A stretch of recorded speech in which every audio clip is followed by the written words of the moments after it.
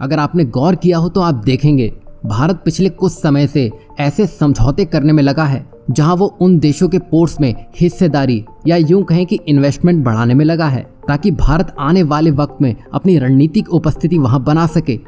आप ईरान ले लें, श्रीलंका, बांग्लादेश, इजराइल, ओमान ले लें, भारत इन सभी देशों में मजबूत स्थिति बनाने में है। यही वजह थी कि भारत ग्रीस में भी कुछ ऐसा ही करने की फिराक में था, लेकिन वहां चीन पहले ही पीरियस पोर्ट को लेकर मजबूत स्थिति बना चुका था। लेकिन अभी जो समीकरण बनते दिखाई दे रहे हैं वहां ग्रीस भारत को चीन के एक पोर्ट के बदले 3 पोर्ट देने को राजी हो चला है। यही नहीं, ग्रीस ने यह तक कह दिया है कि जो पोर्ट भारत को समझ आ रहे हैं वो उन्हें खरीद सकता है।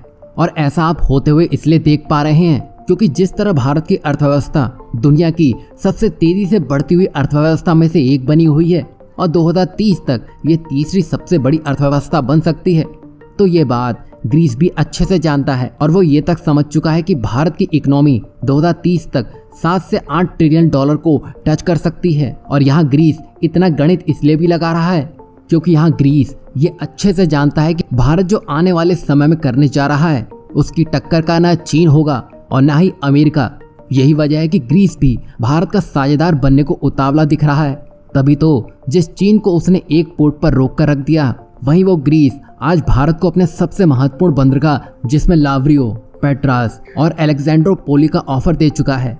वैसे आपकी जानकारी के लिए बता दें कि ग्रीस यूरोप के लिए एक बड़े गेटवे के रूप में काम करता है। यही वजह है कि चीन ने अपने BRI के लिए ग्रीस को पहले ही जोड़ लिया था, लेकिन भारत को इसके लिए इंतजार करना पड़ा था और भारत ने अब जाकर IMEC यानी कि India middle east Europe economic corridor को सामने लाकर रख दिया है, जिसको देखकर चीन और तुर्की परेशान हो चुके हैं। और भारत के IMEC के लिए ग्रीस एक ऐसा हॉटस्पॉट है जो भारत को यूरोप तक पहुंच प्रदान करेगा।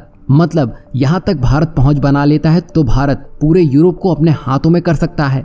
और ऐसा करने में भारत को एक ही दिक्कत थी, ग्रीस का पीरियस पोर्ट जिसमें चीन बड़ी हिस्सेदारी रखता है। लेकिन अब उस दिक्कत को ही खुद ग्रीस ने भारत के लिए सॉल्व करके रख दिया है। खास बात तो यह है कि ऐसा होने से भारत सीधे सीधे तुर्की और चीन के बगल में आकर बैठ जाने वाला है, जो शायद ये देश बर्दाश्त नहीं कर सकेंगे।